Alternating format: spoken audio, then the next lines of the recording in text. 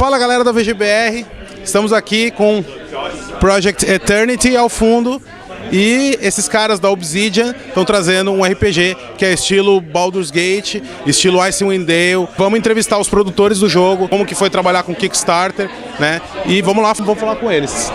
Pessoal, estou aqui com o Adam Brennecke, ele é o executive producer, o produtor executivo do Project Eternity, e a gente vai fazer algumas perguntas para ele do que eles estão trabalhando nesse jogo. When did you take the decision to start kickstarting the project? So at Obsidian, we went through a round of layoffs back probably over a year ago from today, and we were trying to pitch games to publishers, and we weren't seeing a lot of success. And so we were doing pitch after pitch, trying to get a game funded through traditional methods. And so we were kind of sitting on our asses, not doing anything. And so one of the, we always kind of had this idea of doing a Kickstarter based on the success of Double Fine Adventure and from Wasteland 2.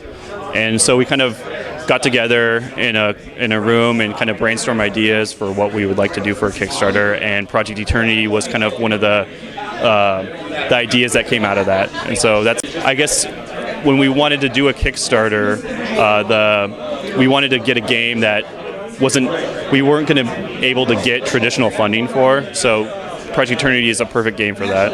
Okay. But did you try to get the game to any publisher? No, I don't think any publisher would be ever interested in this type of game. Most publishers for small games are like, they want something that's less than $1 million, and they want to obtain the IP, and that doesn't make any financial sense for us. So with Project Eternity, we actually get to own the game. We own the IP. We get to do whatever we want with it, and that's awesome for us. It's funny that you mentioned small game, because you guys, you started small, but we reached $1 million in 24 hours, and we reached 1.1 million, which was our original goal, in 27 hours. And so that was a crazy time for us. So it's not small anymore. No, it still is a small game, like budget-wise, compared to $4 million is not a lot of money nowadays for a game project. AAA games can cost $30 million, $40 million nowadays. So $4 million doesn't go that far. But with the type of game that we're making, making smart decisions about what we're doing in production, we can make that money go pretty far. So we already know that the crowdfunded games, they have a lot of positive aspects, yep. But nobody talks about negative aspects. And if you would describe them, what are those and why? Yeah, so some of the negative things, I wouldn't call them negative. It's just stuff that you, as a developer, you don't have to think about. Some of that stuff is distribution. So that's where GOG comes in. So actually making boxes and shipping it to people. Now we have to deal with that. That's our problem instead of the publisher's problem. Other things like marketing and PR, I have to handle all that stuff myself, and I need to program the game and make the game too. So there's a lot of stuff on my plate that I have to handle.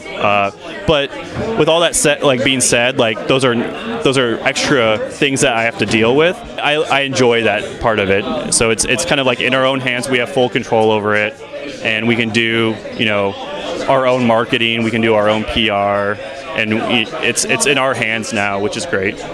Okay, much more work, but yeah, it's more work, but it's we get to do the work. So tell us now about a little bit what we are seeing here.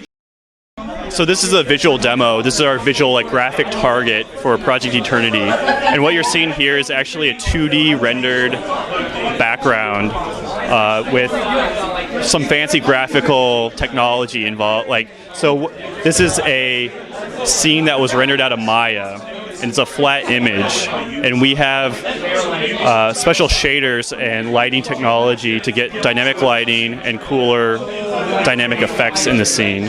And what this allows us to achieve is a organic look to the environment. So this is the scene has a 3D character, so our characters are 3D, and as well as the water, and you can see the water being lowered and raised. So there are some dynamic elements in the scene, and the dynamic water is one of them. Okay. One final question.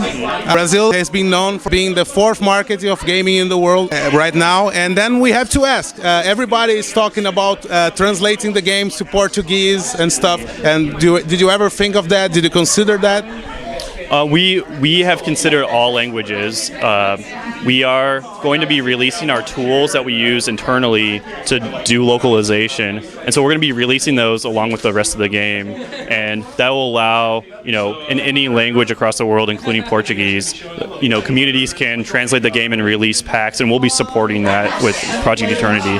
So, you'll be able to download language packs for the game and play the game in whatever language you want. And when the game is out, do you have a target price for it? We do not have a target price, and we don't have a target release date yet. We're shooting for sometime next summer. Ok. Pessoal da vgBR, esse daí foi Project Eternity, e eu falei aqui com o Adam. Valeu!